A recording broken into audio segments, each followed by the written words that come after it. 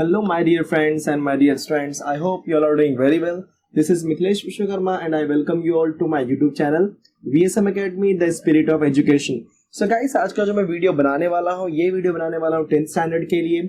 सो 10th standard का जो mathematics है उस पर मैं ये वीडियो बनाने वाला हूँ. गाइस, अगर हम बात करेंगे मैथमेटिक्स 10th स्टैंडर्ड की तो उसमें दो सब्जेक्ट आएंगे आपको. First one is algebra and second one is geometry. So algebra में टोटल 6 चैप्टर्स होते हैं और ज्योमेट्री में टोटल 7 चैप्टर्स. अगर मैं अलजेब्रा की बात करूंगा तो अलजेब्रा के जो चैप्टर्स हैं 6 वन बाय वन बात करता हूं उसके बारे में. तो first chapter is linear equations in 2 variables.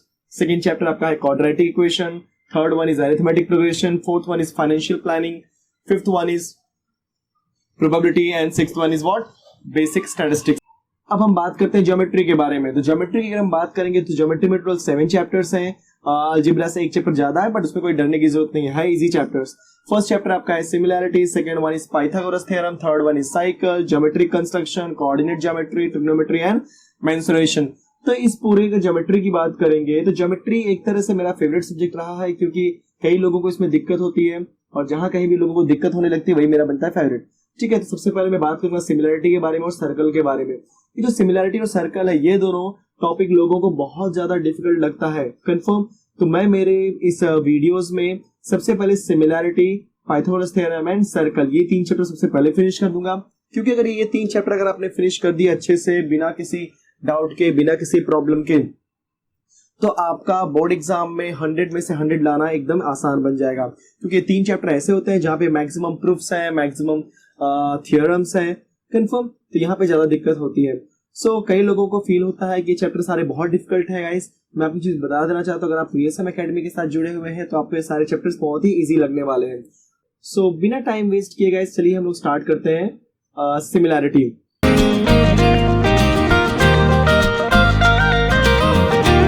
तो जो सिमिलैरिटी है, सिमिलैरिटी में जो सबसे फर्स्ट टॉपिक मैं आपको सिखाने वाला हूँ, सिमिलैरिटी क्या होता है, मैं भी आप उसके बारे में कुछ नहीं बात करूंगा. लेकिन अगर मैं थोड़ी सी बात बताना चाहूंगा सिमिलैरिटी के बारे में, तो सिमिलैरिटी मतलब क्या होता है कि दो ऐसे ऑब्जेक्ट होंगे जो सेम दिखाई देंगे. अगर दो ऑब्जेक्ट सेम दिखाई दे रहे हैं उसे हम क्या बोले, सिमिलैरिटी. जैसे मैंने बोल दिया एक सर्कल है 5 सेंटीमीटर का और दूसरा सर्कल है 7 सेंटीमीटर का. तो फर्स्ट वाला भी सर्कल है, सेकंड वाला भी सर्कल है. हाँ, दोनों का जो साइज है, मतलब एक 5 सेंटीमीटर वाला और एक 7 सेंटीमीटर वाला है, तो दोनों का साइज क्या है, छोटा बड़ा है, लेकिन दोनों एक ही तरीके के सर्कल है. राइट ना, सर्कल तो एक ही होता है, तो दोनों सर्कल ही है. इसे हम क्या बोलेंगे, सिमिलर ज्योमेट्रिकल डायग्राम कंफर्म. तो ये सारी चीजें आगे आने वाली हैं, बट सबसे पहले जो मैं आपको बेसिक कॉन्सेप्ट्स के अंदर सिखाने वाला हूं वो आपका है ratio of areas of 2 triangles. Ratio of areas of 2 triangles. So ratio of areas of 2 triangles मतलब हमारे पास 2 ट्रायंगल दिए होंगे गाइस. ठीक है, उन दोनों ट्रायंगल का हम क्या निकालेंगे, एरिया. एंड एरिया निकालने के बाद क्या निकालेंगे, उनका रेशियो कंफर्म. तो आई थिंक आपको जो हेडिंग दिया उससे समझ में आ गया एग्जैक्टली मैं करने क्या वाला हूं. मैं फिर से बता देना चाहता हूं, मेरे पास यहाँ पे कितने ट्रायंगल दिए होंगे, बोलो 2 ट्रायंगल. क्या निकालेंगे, उनका एरिया, और एरिया निकालने के बाद क्या निकालेंगे, उनका रेशियो. चलो स्टार्ट करते हैं.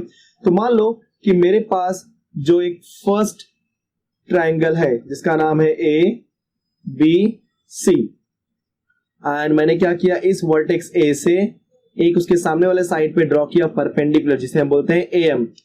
यहाँ पे जो AM होगा ये परपेंडिकुलर है, मतलब ये हाइट का रोल प्ले करेगा. अब ये AM परपेंडिकुलर किसके ऊपर है, BC के ऊपर. अगर आपका AM BC के ऊपर परपेंडिकुलर है सो AM हो जाएगा आपका हाइट और BC हो जाएगा आपका बेस. चलो दूसरा ट्राइंगल लेते हैं बच्चों हम लोग. सो मालूम मेरे पास एक सेकेंड ट्राइंगल है. ठीक है, इस सेकेंड ट्राइंगल का नाम है PQR. इस PQR में मैंने P से ड्रॉ किया उसके सामने वाले साइड पे हाइट जिसका नाम है PN. अभी PN हाइट होगा तो QR क्या बन जाएगा, बेस. अब मेरे पास 2 ट्रायंगल आ गए हैं क्योंकि हमारा जो मेन ऑब्जेक्टिव था 2 ट्रायंगल फाइंड करने का. 2 ट्रायंगल आ चुके हैं, अब उनका निकालते हैं एरिया. चलो बच्चों एरिया निकालते हैं. सबको पता है कि किसी भी ट्रायंगल का area, that means area of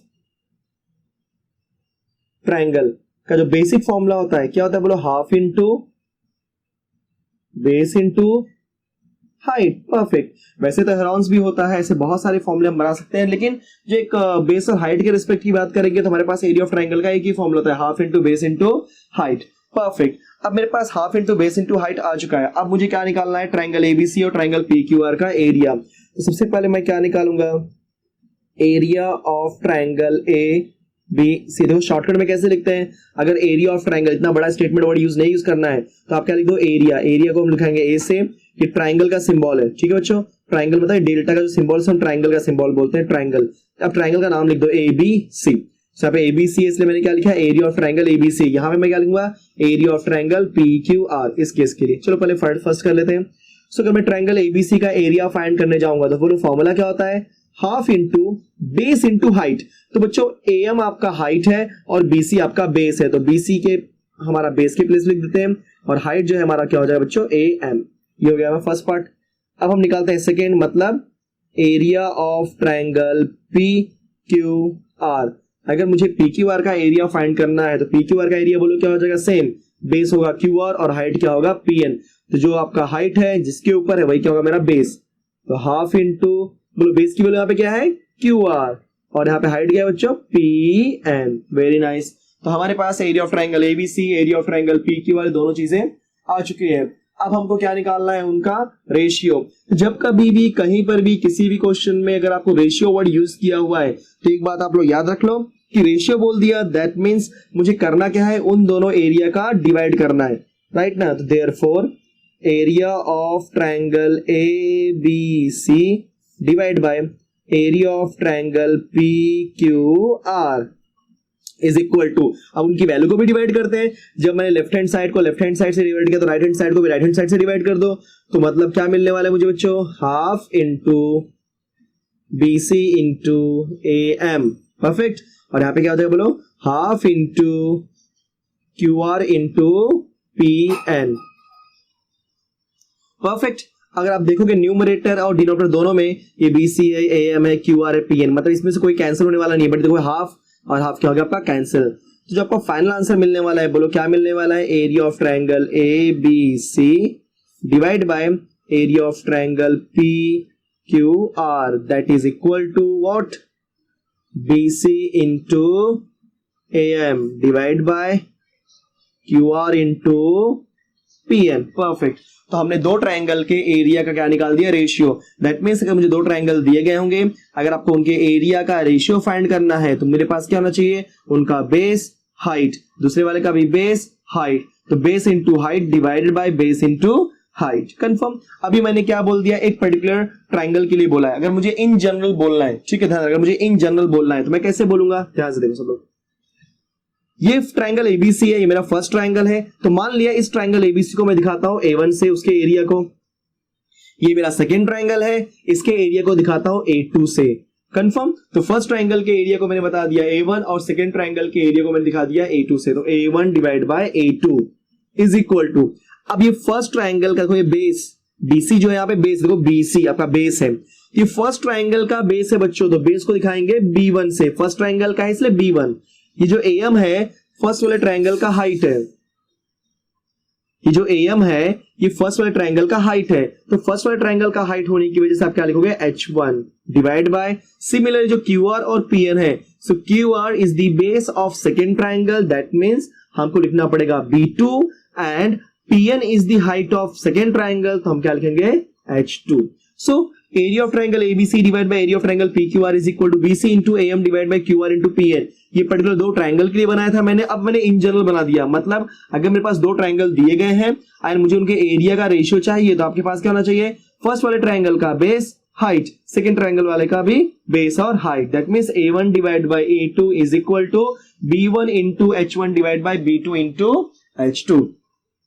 अब जैसे ही मैंने ये लाइन लिखी गाइस, एक प्रॉपर्टी सामने आ जाती है, ध्यान रखना, जैसे ही लाइन मैंने लिखी अब मेरे पास एक प्रॉपर्टी सामने आ जाती है। प्रॉपर्टी क्या बोलती है, ध्यान रखना, बहुत ज्यादा डिफिकल्ट नहीं, बहुत इजी है। देखो ये आपका डिवाइड है, उसको हम बोलते हैं रेशियो, ठीक है। A1 है मतलब किसका, A1 A2 है, एरियाज ऑफ ट्राइंगल का, ठीक है। यहाँ पे भी आपका रेशियो है, इस मल्टीप्लीकेशन को बोलेंगे प्रोडक्ट, ये आपका B1 B2 मतलब बेस है, H1 H2 आपके हाइट्स हैं, कंफर्म। चलो स्टार्टिंग बोलते हैं, the ratio of areas of two triangles, ध्यान देना, the ratio of areas of two triangles is equal to the ratio of product of their bases and corresponding heights। तो मैं फिर से बोला हूं, the ratio of areas of two triangles is equal to the ratio of product of their bases and corresponding heights। तो corresponding height मैं ऐसा word use कर रहा हूं क्योंकि जो मेरा बेस है उसी की हाइट होनी चाहिए, ऐसा नहीं क्योंकि किसी भी ट्रायंगल में 3 हाइट 3 बेस होते हैं, तो कोई भी नहीं लेना है, आपने जो बेस लिया उसका करस्पॉन्डिंग हाइट। कंफर्म। अब इसको मैं लिख के देता हूं आपको। तो क्या लिखूंगा बच्चों, the ratio of areas of two triangles is equal to the ratio of product of their bases and corresponding heights। Easy, perfect। तो आपको स्टेटमेंट याद हो गया होगा। क्या बोला मैंने, a1 divide by a2 is equal to b1 into h1 divide by b2 into h2। मतलब क्या हो जाएगा बच्चों आपका, the ratio of areas of two triangles is equal to the ratio of product of their bases and corresponding heights. ये हो गया हमारा फर्स्ट प्रॉपर्टी। अब आते हैं हम प्रॉपर्टी नंबर 2 के पास। प्रॉपर्टी नंबर 2 क्या बोलता है कि अभी तक हमने क्या सीखा, a1 divide by a2 is equal to b1 into h1 divide by b2 into h2। Perfect. अब हम मान लो किसी ने बोल दिया कि जो दोनों मेरे पास ट्रायंगल है बच्चों, उन दोनों ट्रायंगल के बेस मतलब b1 और b2 की वैल्यू क्या है, सेम। पॉसिबिलिटी हो सकती है कि दो ट्रायंगल के बेस सेम हो सकते हैं, ठीक है। तो अगर आपका b1 और b2 देखो सेम हो रहा है, ध्यान रहा, अगर आपका b1 b2 सेम हो गया मतलब दोनों की वैल्यू क्या हो गई, इक्वल। अगर दोनों की वैल्यू इक्वल हो जाती है मतलब जैसे b1 की वैल्यू 5 सेंटीमीटर तो b2 की वैल्यू भी 5 सेंटीमीटर की, दोनों की वैल्यू इक्वल है, तो क्या हो जाएगा, b1 और b2 आपस में कैंसिल हो जाएंगे वैल्यू इक्वल होने की वजह से।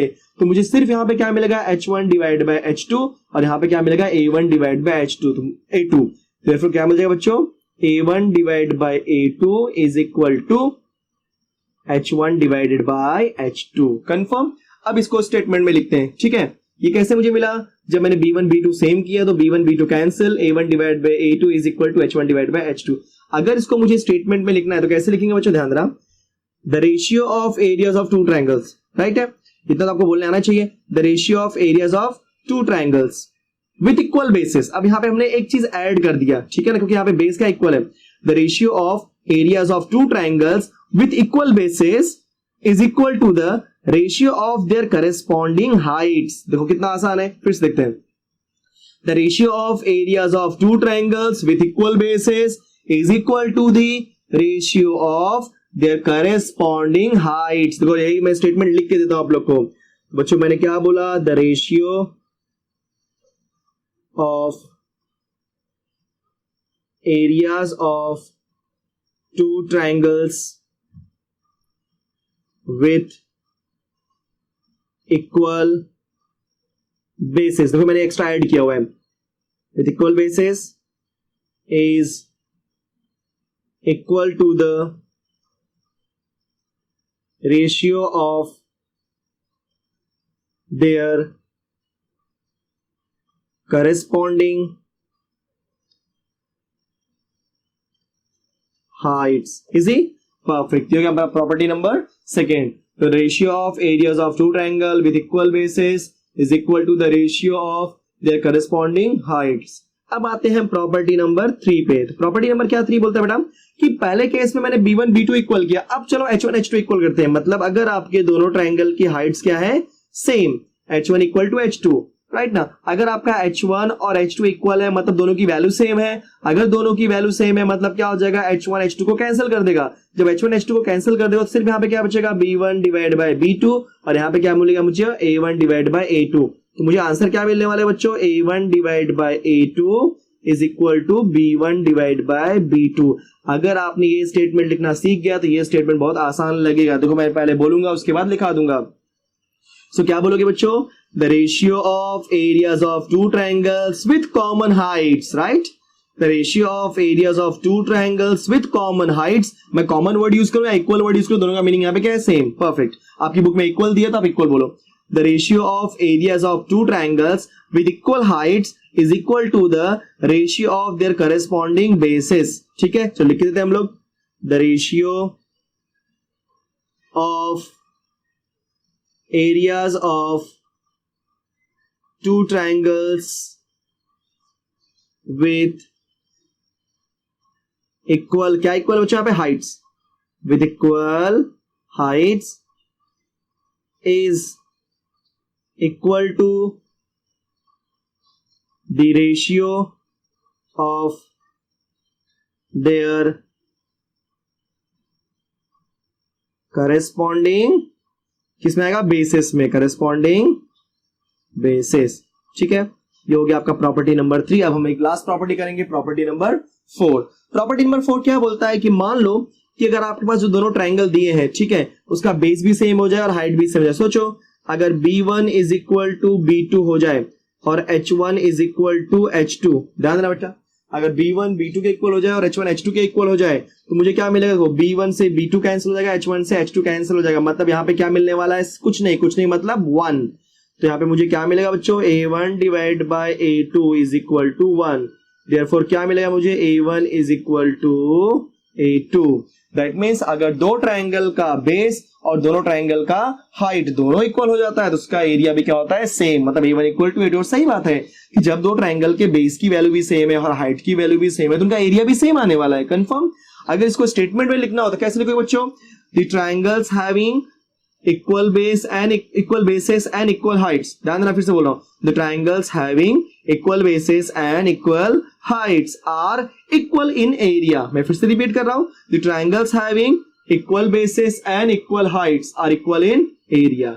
ये हो गया मेरा प्रॉपर्टी नंबर 4। ये 4 प्रॉपर्टी गाइस जो मेरा फर्स्ट एक्सरसाइज है इसी 4 प्रॉपर्टी के ऊपर बेस है, राइट ना। अगर आपको 4 प्रॉपर्टी समझ में आ गई दैट मीन्स आप कोई भी फर्स्ट एक्सरसाइज के सम्स कर लोगे। दैट मीन्स अब कैसे पहचानना होगा कौन सी प्रॉपर्टी कब अप्लाई करनी है। अगर हमारे क्वेश्चन के अंदर बेस और हाइट दोनों दी गई है तो फर्स्ट प्रॉपर्टी अप्लाई करो। अगर हमारे क्वेश्चन में बेस सेम है, राइट, तो आप हाइट वाला कॉन्सेप्ट यूज करना है, मतलब सेकंड प्रॉपर्टी। अगर सोचो हमारे क्वेश्चन के अंदर हाइट इक्वल दी गई है तो आपको बेस यूज करना है, मतलब थर्ड प्रॉपर्टी। एंड ये बहुत ही रेयरली देता है और ना है कि बराबर ही होता है, बट आपकी 4 प्रॉपर्टी आपको पता होनी चाहिए 4 प्रॉपर्टी कौन सी है, ठीक है। सो इस वीडियो में हम गाइस इतना ही करते हैं, बेसिक है कि होप सो कि ये सारी चीजें आपको समझी होंगी। एंड इसी तरीके से आप गाइस VSM एकेडमी के साथ जुड़े रहिए, क्योंकि जैसे जैसे आप धीरे धीरे हम यहाँ पे आगे बढ़ते रहेंगे आपका कॉन्सेप्ट धीरे धीरे क्लियर होता जाएगा।